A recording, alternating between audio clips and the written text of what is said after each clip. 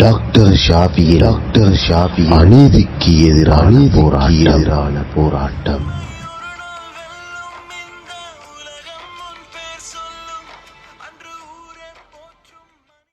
பாகம் 9. அரசாங்க மருத்துவ அதிகாரிகள் சங்கத்துக்கு ஓர் அரசியல் பின்னணி இருந்தது, ஓர் அரசியல் நோக்கமும் இருந்தது. எனவே சுகாதாரத்துறையிலும் இனவாதத்தை தூண்டி தாம் விரும்பும் கட்சியை ஆட்சிக்கு கொண்டு வந்துவிட வேண்டும் என்ற செயற்பாடுகளில் அவர்கள் இறங்கினார்கள் என்றே நான் உறுதியாக நம்புகிறேன். எனவே எனக்கு நடந்த அநியாயத்தின் முதுகெலும்பாக நின்று இயங்கியவர்கள் அவர்களும் தான் என்பதையும் உறுதியாக சொல்ல விரும்புகிறேன்.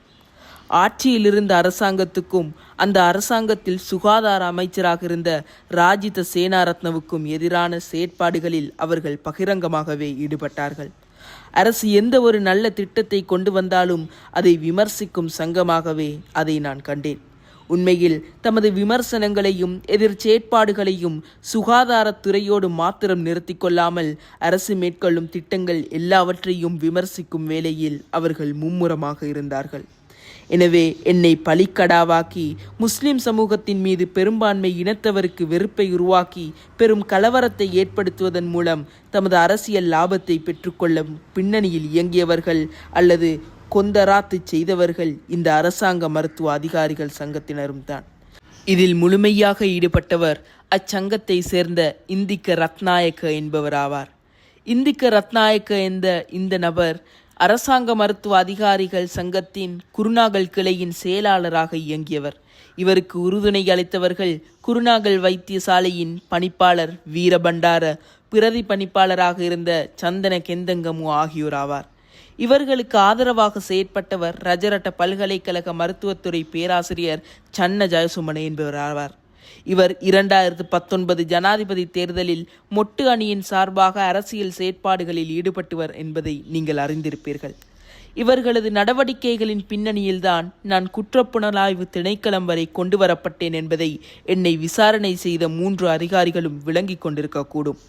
இதனை விசாரணையின் போக்கில் என்னால் புரிந்து கொள்ளக்கூடியதாக இருந்தது.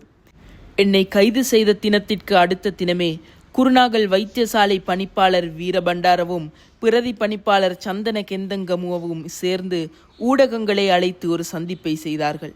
அதில் டாக்டர் ஷாஃபி மீது குற்றம் இருந்தால் முறைப்பாடுகளை செய்யுங்கள் என்று பகிரங்கமாக கோரிக்கை விடுத்தார்கள்.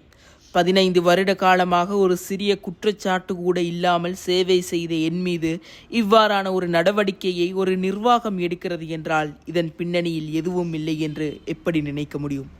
இது சம்பந்தமாக அமைச்சு செயலாளரின் அனுமதி எதுவும் செயற்படாமலே இந்த அறிவித்தலை இவர்கள் விடுத்தார்கள்.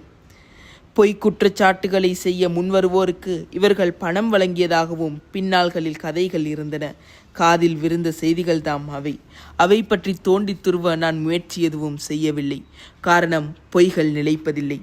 அவற்றை அறிந்து கொள்வதனால் எதுவும் ஆகப்போவதுமில்லை. இவர்கள் தமது மேற்பார்வையின் கீழ் 6 வைத்தியர்களை உள்ளடக்கிய வெவ்வேறான குழுக்களை நியமித்து நான் செய்த அல்லது சம்பந்தப்பட்ட PhDகளை மீள் பரிசோதனை செய்து அதில் ஏதாவது தவறுகள் விடப்பட்டிருக்கின்றனவா என்பதை ஆராய்ந்தார்கள் என்று அதில் சம்பந்தப்பட்ட வைத்தியர் ஒருவர் எனக்கு தெரியப்படுத்தினார். எது எப்படி இருந்தாலும் குற்றச்சாட்டுகளை அதிகரிக்கவும் அவற்றை விரைவில் கொண்டு வந்து சேர்க்கவும் இவர்களும் அரச வைத்திய அதிகாரிகள் சங்கத்தினரும் மும்முரமாக ஈடுபட்டனர். ஆயினும் அந்த எல்லா முறைப்பாடுகளுக்கும் என் மீதான குற்றச்சாட்டுகளுக்கும் எவ்விதமான சம்பந்தமே கிடையாது என்பது விசாரணையில் தெரிய வந்தது. 10 வருடங்களுக்கு முன் மகப்பேற்று சத்திர சிகிச்சை செய்த ஒரு பெண்மணி தனக்கு கண் பார்வை குறைந்து வருவதாக முறைப்பாடு செய்திருந்தார். மகப்பேற்று சத்திர சிகிச்சைக்கும் கண்ணுக்கும் என்ன சம்பந்தம் இருக்கிறது? இந்த அளவு மூடத்தனமான முறைப்பாடுகளை எல்லாம் எனக்கு எதிராக கொண்டு வந்திருந்தார்கள். இந்த வகையான நகைப்புக்குரிய குற்றச்சாட்டுக்கள் என் மீது சுமத்தப்பட பின்னணியில் இயங்கியவர்களும் மருத்துவர்கள் தாம் என்பது ஆச்சரியமளிக்கத்தான் செய்யும். அதிக முறைப்பாடுகளை பெற்றுக்கொள்ள வேண்டும், என்னை வில்லங்கத்துக்குள் தள்ள வேண்டும், முஸ்லிம் சமூகத்தின் மீது வெறுப்பை உண்டாக்க வேண்டும் என்ற வெறி அவர்கள் கண்களை மறைத்திருந்தது மட்டுமல்லாமல் புத்தியையும் மழுங்கடித்திருந்தது. அதனால்தான் இப்படியான கேலிக்குரிய வேலைகளில் அவர்கள் ஈடுபட்டார்கள். இவ்வாறு ஏறக்குரிய 1000 முறைப்பாடுகளை சேகரித்து அவற்றை கொண்டு சென்று இது சம்பந்தமான விளக்கம் ஏதும் அறியாத நகராதிபதி ஒருவரிடம் ஒப்படைத்து டாக்டர் ஷாஃபியை விசாரிக்க வேண்டும் என்று கோரிக்கை விடுக்கும் அளவுக்கு இவர்கள் தரம் தாழ்ந்து சென்றிருக்கிறார்கள். இந்த நடவடிக்கைகளை கூட பத்திரிகையில் ஒரு பிரதான செய்தியாக படத்துடன் பிரசுரித்திருந்தார்கள் என்பதும் குறிப்பிடத்தக்கது. மருத்துவர்களின் மரியாதையையும் கண்ணியத்தையும் கொண்டு சென்று ஒரு பிரதேச அரசியல்வாதியிடம் ஒப்படைத்தார்கள். இது குறித்து எந்தவிதமான வெட்கமும் வைத்தியசாலை பணிப்பாளர்களுக்கோ அரசாங்க மருத்துவ அதிகாரிகள் சங்கத்துக்கோ இருக்கவில்லை. அவர்களுக்கு தேவைப்பட்டதெல்லாம் என்னை அவமானப்படுத்துவதும் அதன் மூலம் முஸ்லிம் சமூகத்தை சிங்கள மக்களுக்கு எதிரான ஒரு சமூகமாக சித்தரித்து கலவரம் ஒன்றை தூண்டுவதும் அதை கொண்டு முஸ்லிம்களின் பொருளாதாரத்தையும் வணிக நிறுவனங்களையும் சூறையாடுவதும் முஸ்லிம்கள் இந்த நாட்டில் வாழத்தகாத ஒரு சமூகமாக காட்டி சிங்கள மக்களின் வாக்குகளை சேகரித்துக் கொள்வதற்கு குறித்த சாராருக்கு உதவுவதுமாகவே இருந்தது. விசாரணையின் 3வது தினத்திற்கு பின்னர் விசாரணையின் போக்கில் ஒரு மென்மை தன்மை இருந்தது. நாட்கள் செல்ல செல்ல விசாரணையின் தொனி குறைந்து சென்றதே தவிர குற்றச்சாட்டுகள் குறைவடையவில்லை. அவை ஒன்றன் மேல் ஒன்றாக வந்து கொண்டே இருந்தன. அப்படி வரும் எல்லா குற்றச்சாட்டுகளையும் அவர்கள் விசாரிக்கவே செய்தார்கள். நானும் மிக பொறுமையுடனும் நிதானமாகவும் அவற்றுக்கு பதிலளித்து கொண்டே வந்தேன். அதுவரை வந்த எந்த ஒரு குற்றச்சாட்டுகளும் அடிப்படையற்றவை என்பதை மட்டுமல்லாமல் குற்றம் காண்பதற்கான அதை நிரூபிப்பதற்கு ஒரு புள்ளியளவு கூட ஆதாரம் இருக்கவில்லை என்பதை விசாரணை செய்தவர்கள் கண்டுகொண்டார்கள். அநேகமாக எல்லா குற்றச்சாட்டுகளும் குற்றம் ஒன்றை சுமத்த வேண்டும் என்பதற்காக சகட்டு மேனிக்கு உருவாக்கப்பட்டவையே. அடிநுனியற்ற மகப்பேற்று சத்திர சிகிச்சையுடன் சம்பந்தமற்ற மொக்கைத்தனமானவையாகவே இருந்தன. இருந்தபோதும் அவற்றை விசாரணையாளர் குழு ஒதுக்கி தள்ளிவிடவில்லை. அவை சம்பந்தமாகவும் வினவினார்கள். ஒரு நாள் இரவு 11:30க்கு ஒரு கர்ப்பிணியை தள்ளு வண்டியில் வைத்து சத்திர சிகிச்சை கூடத்துக்கு நானே தள்ளிச் சென்று நானே சத்திர சிகிச்சை மேற்கொண்டதாக ஒரு முறைப்பாடு கூட வந்திருந்தது என்றால் பார்த்து கொள்ளுங்கள். தனியே ஒரு கர்ப்பிணியை ஒரு மருத்துவரை எடுத்துச் சென்று தனியே சத்திர சிகிச்சை மேற்கொள்வதென்பது புத்தி பேதலித்தவர்களால் மட்டுமே சொல்லக்கூடிய குற்றச்சாட்டாகும். ஆனாலும் இக்குறித்த பெண்மணியின் சத்திர சிகிச்சை பற்றி அவர்கள் ஆராய்ந்தனர். குருநாகல் வைத்தியசாலைக்கு சென்று விசாரித்த போது அவருக்கு மயக்க மருந்து கொடுத்த மருத்துவர், உதவிக்கு நின்ற தாதியர், உதவியாளர்கள் அனைவரும் தாம் இந்த சத்திர சிகிச்சையின் போது கடமையில் இருந்ததை உறுதிப்படுத்தினர். இங்கே ஒரு முக்கியமான விடயத்தை சுட்டிக்காட்ட விரும்புகிறேன். சஹ்ரானின் குண்டுவெடிப்பை தொடர்ந்து அவசரகால சட்டத்தை நடைமுறைப்படுத்திய பிறகு எந்த நேரத்தில் யாரையும் கைது செய்யலாம் என்ற நிலை இருந்தது. என்ன நியாயங்கள் இருந்தாலும் பாதுகாப்பு தரப்பு மேற்கொள்ளும் எந்த நடவடிக்கைகளிலும் யாரும் தலையிட முடியாதவாறு ஒரு நிலை தோற்றுவிக்கப்பட்ட பிறகு இந்த செயற்பாடுகளில் அவர்கள் இறங்கினார்கள். பயங்கரவாத தடை சட்டமும் நாட்டில் அமுலில் இருந்தது. ஆட்சியில் இருக்கும் முக்கியஸ்தர்களுக்கு கூட ஒரு வினாவை எழுப்ப முடியாத நிலை இருந்தது என்பதுதான் நாம் கவனமாக அவதானிக்க வேண்டிய விடயம். அதற்கு குறித்த சில ஊடகங்கள் உறுதுணை புரிந்தன. இவை யாவும் ஏற்கனவே மிக சாதுரியமாகவும் கச்சிதமாகவும் திட்டமிடப்பட்டு அரங்கேற்றப்பட்ட நாடகம் என்பதில் எனக்கு எவ்வளவும் சந்தேகம் கிடையாது. பிணையில் வெளியே வந்த பிறகு நானே நினைத்து பார்த்திராத விடயங்கள் பல நடந்திருப்பதை அறிய வந்தேன். அவற்றில் இந்த இடத்தில் குறிப்பிட வேண்டியவை ஊடகங்களின் இனத்துவேச செயற்பாடுகள்தாம். சில தொலைக்காட்சிகள் தினமும் என்னை பற்றிய பயங்கரமான ஒரு தோற்றத்தை ஏற்படுத்தும் வகையில் தகவல்களை மக்களுக்குள் பரப்பியிருந்தன. தமது செய்தி ஒலிபரப்பில் 20 நிமிடங்களுக்கு என்னை ஒரு பயங்கரவாதியாக, சிங்கள இனத்தை அழிக்கும் கருவியாக சித்தரித்து செய்திகளை ஒளிபரப்பியிருந்தன. எனக்கு பொதுமக்கள் சமூகத்திடம் இருந்த நட்பெயரை அடியோடு துடைத்தெறியும் வகையிலான தகவல்களாகவே அவை இருந்தன. எனக்கு இவற்றை பார்த்தும் கேட்டும் உண்மையில் அதிர்ச்சியாகவே இருந்தது.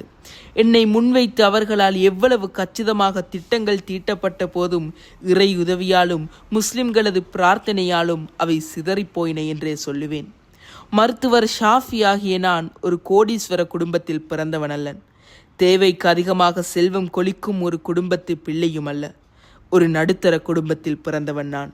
மக்களது கஷ்டங்கள் துன்பங்கள் குறித்து நான் நன்றாக அறிந்தவன். பிற்காலத்தில் வாழ்க்கை வசதிகள் வந்தபோதும் நான் ஆகாயத்தில் சஞ்சரித்தவன் அல்லன் என்பதை என்னை அறிந்த என்னுடன் பழகிய எல்லாருக்குமே நன்றாக தெரியும். தடுப்பு காவலோ சிறைவசமோ யாருக்கும் சுகமானவை அல்ல.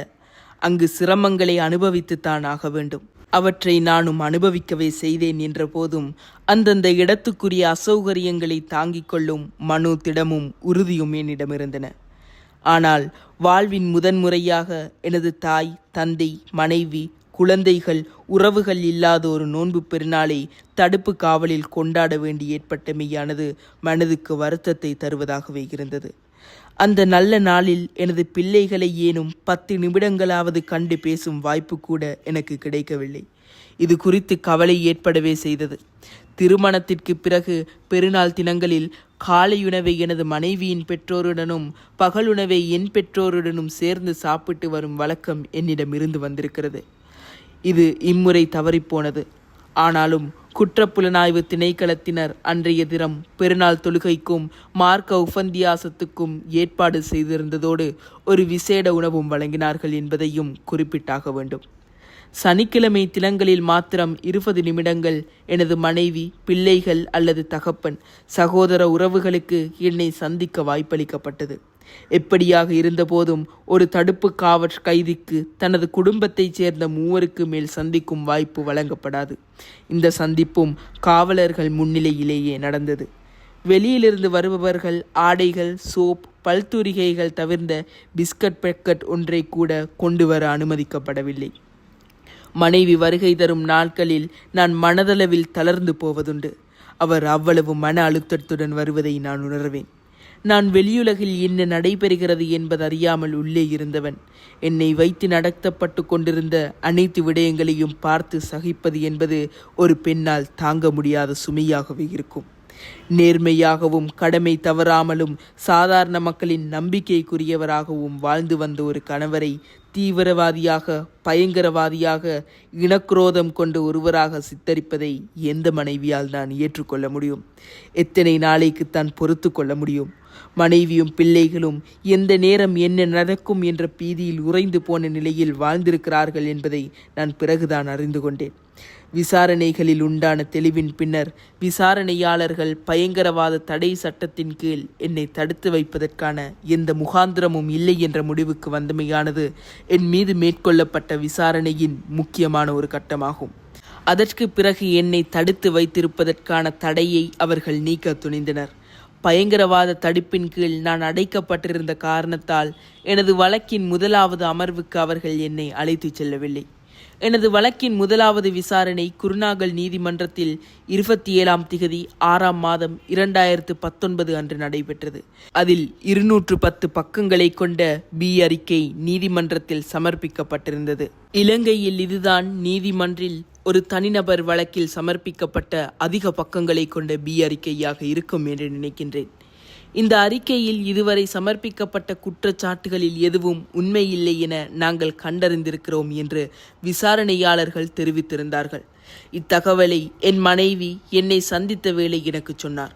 இவர் அநியாயமாக குற்றம் சுமத்தப்பட்டிருக்கிறார் என்ற தகவலும் அந்த அறிக்கை மூலம் வெளிவந்ததாகவும் தெரிவித்ததுடன் இந்த அடிப்படையில் பயங்கரவாத தடை சட்டத்தின் பேரில் தடுத்து வைத்திருக்கும் கட்டளையின் கீழ் மேலும் என்னை தடுத்து வைத்திருப்பது தவறு என்று எடுத்துச் சொல்லப்பட்டதாகவும் அறிய வந்தேன். வழக்கின் 2வது தினம் 11ஆம் திகதி 7ஆம் மாதம் 2019 அன்று ஆகும். எனது தடுப்பு காவல் கட்டளை நீக்கப்பட்ட ஆவணம் 10ஆம் திகதி 7ஆம் மாதம் 2019 அன்று ஜனாதிபதி கையெழுத்திட்டு வந்திருந்தது. வழக்குக்காக என்னை நீதிமன்றத்திற்கு அழைத்துச் செல்வதற்கு குற்றப்புலனாய்வு திணைக்களம் தயாராகிறது என்ற தகவல் அறிந்ததும் அதன் பணிப்பாளர் ஷானி அபேசேகரவை சந்திக்க வேண்டும் என்ற கோரிக்கை ஒன்றை விடுத்தேன். வழக்கிற்கென வெளியாகும் போது அதற்கு வாய்ப்பளிக்கப்பட்டது. அவரை சந்தித்ததும் சொன்னேன், பணிப்பாளர் அவர்களே, குருநாகல் இனவாத போலீஸ் என்னுடைய மான ஆடைகளை களைந்து உங்களிடம் ஒப்படைத்திருந்தது. குற்றவியல் புலனாய்வு திணைக்களத்தினரான நீங்கள் அதை மீள அணிவித்து என்னை வெளியே விடுகிறீர்கள். டாக்டர் ஷாஃபி அநீதிக்கு எதிரான போராட்டம்.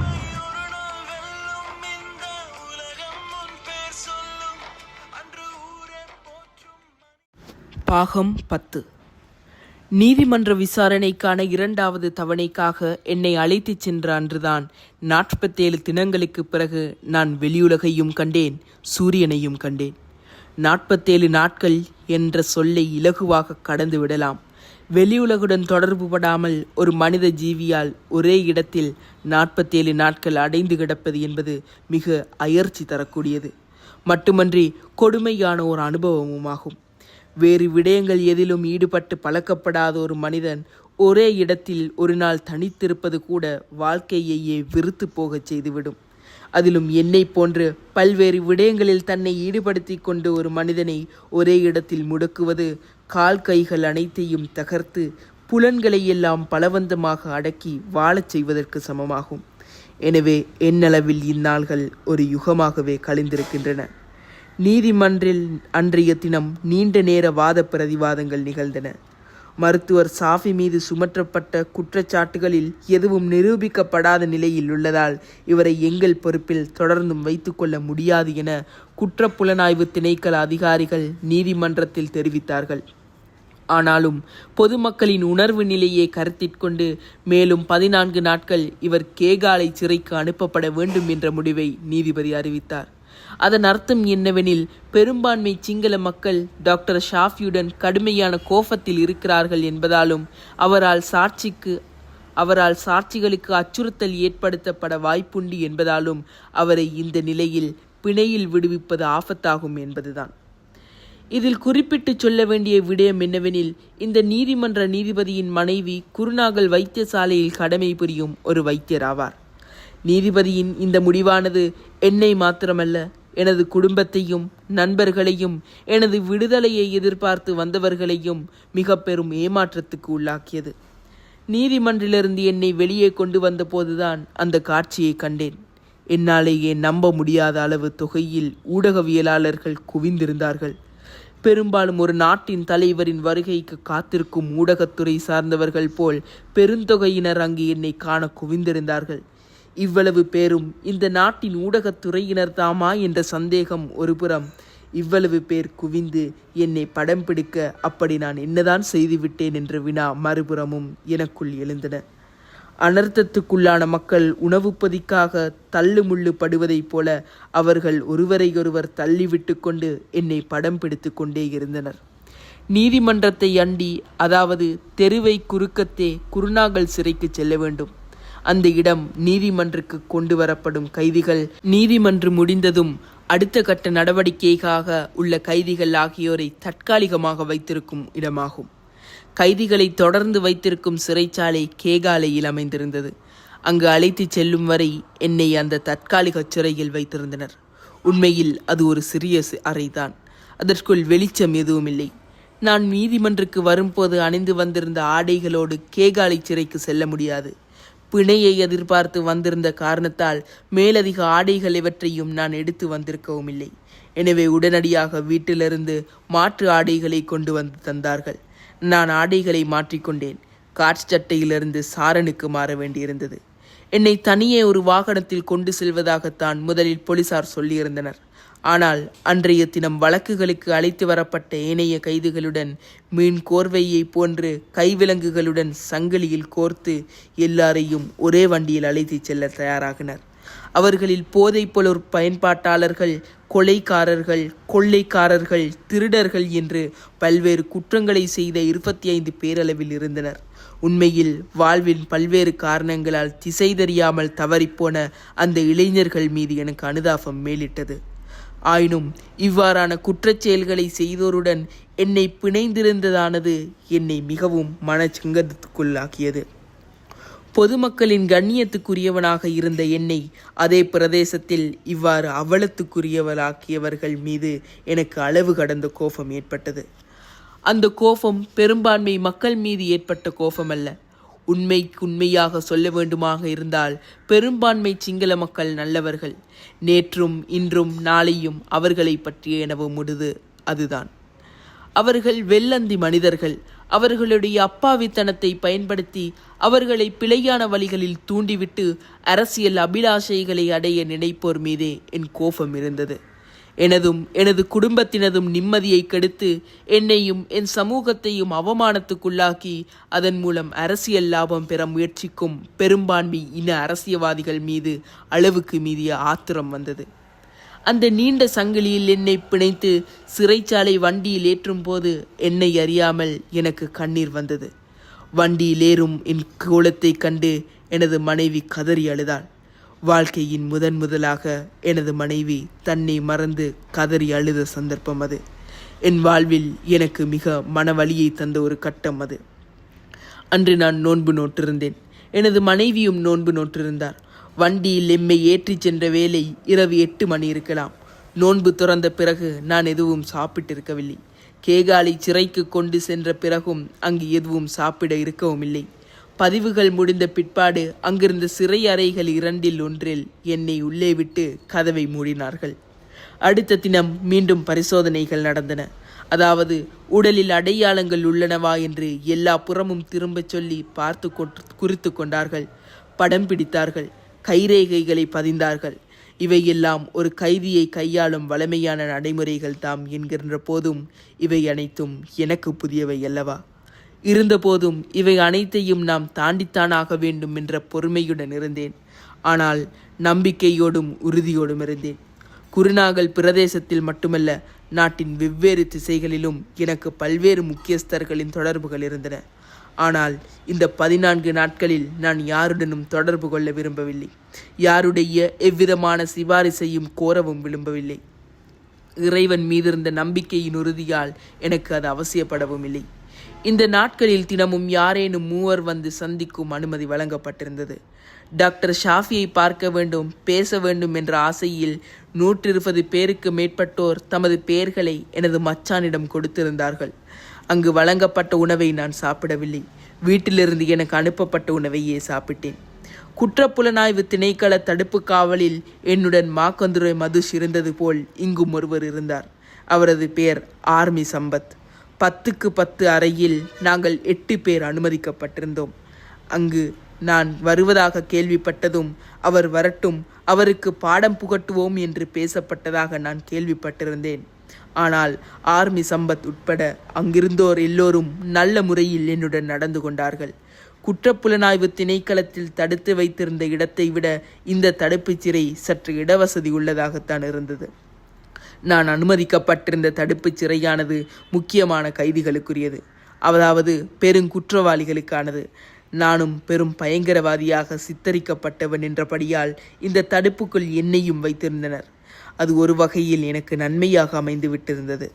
ஏனெனில் ஏனைய கைதிகளோடு என்னை வைத்திருந்தால் உறங்குவதற்கு கூட இடம் இருந்திருக்காது. அவர்கள் அடைக்கப்பட்டிருந்த தடுப்புச் சிறையறைகள் நிரம்பி வழிந்திருந்தன. அந்த சிறையறைகளுக்குள் இருந்தவர்கள் பெருமளவு முஸ்லிம் கைதிகள் இருந்தார்கள். சஹ்ரானின் குண்டுவெடிப்புக்கு பிறகு சந்தேகத்தின் பேரில் கைது செய்யப்பட்டவர்களில் ஒரு பகுதியினர் இவர்கள். என்னுடன் தடுப்பு காவலில் இருந்தவர்களும் சில ஜெயில் ஊழியர்களும் நடந்தவற்றை பற்றி விசாரித்தார்கள். சில கனிஷ்ட நிலை உத்தியோகத்தர்கள் ஏற்கனவே என்னை பற்றி சொல்லப்பட்டவற்றை நம்பியவர்களாகத்தான் இருந்தனர். ஆயினும் அவர்களுடன் பேசும் சந்தர்ப்பங்களில் நிகழ்ந்தவற்றை சொன்னபோது விளங்கி கொண்டார்கள். பிரதான ஜெயிலர் முதற்கொண்டு அனைத்து உத்தியோகத்தர்களும் என்னுடன் கண்ணியமாக பேசினார்கள், நடந்து கொண்டார்கள். மனதை நோகடிக்கும் ஒரு சொல்லை கூட அவர்கள் பயன்படுத்தவில்லை. அவர்களில் ஒரு சிலர், உங்களுக்கு வேறு ஏதாவது உதவிகள் தேவையா என்று கூட கேட்டார்கள். நான் அவர்களிடம் எதையும் எதிர்பார்க்கவில்லை. உங்களை பற்றி தொலைக்காட்சிகளில் இல்லாத பொல்லாததையெல்லாம் சொல்லிக் கொண்டிருக்கிறார்கள், உங்களை ஒரு பயங்கரவாதியாக சித்தரித்து கொண்டிருக்கிறார்கள் என்று சொன்னவர்களும் உண்டு. என்னை பார்க்க வந்தவர்கள் எல்லாரும் இதே விடயத்தை எனக்கு சொன்னார்கள். ஆயினும் இதை பற்றி நீங்கள் கவலைப்பட வேண்டிய அவசியமில்லை. ஏனென்றால் உங்களுக்கான பிரார்த்தனையை லட்சக்கணக்கான மக்கள் செய்து கொண்டிருக்கிறார்கள் என்று சொன்னார்கள். உள்ளே இருக்கும் வரை இவர்கள் சொன்ன வார்த்தைகளை நான் பெரிதாக நினைக்கவில்லை. என்னை திருப்திப்படுத்த அல்லது ஆறுதல் படுத்துவதற்காகவே இவற்றையெல்லாம் சொல்கிறார்கள் என்றே நான் நினைத்து கொண்டிருந்தேன். ஆனால் நான் வெளியே வந்தபோதுதான் அதன் உண்மையாக உணர்ந்தேன். இலங்கையில் மட்டுமன்றி வெளிநாடுகளில் இருக்கும் மக்கள் கூட எனக்காக பிரார்த்தித்தார்கள் என்ற உண்மையை உணர்ந்து என் மனம் கசிந்துருக ஆரம்பித்தது. இதற்கான நன்றியை எனது சமூகத்துக்கு எந்த வகையில் தெரிவிப்பது என்று தெரியாமல் இன்னும் தான் தவித்து கொண்டிருக்கின்றேன்.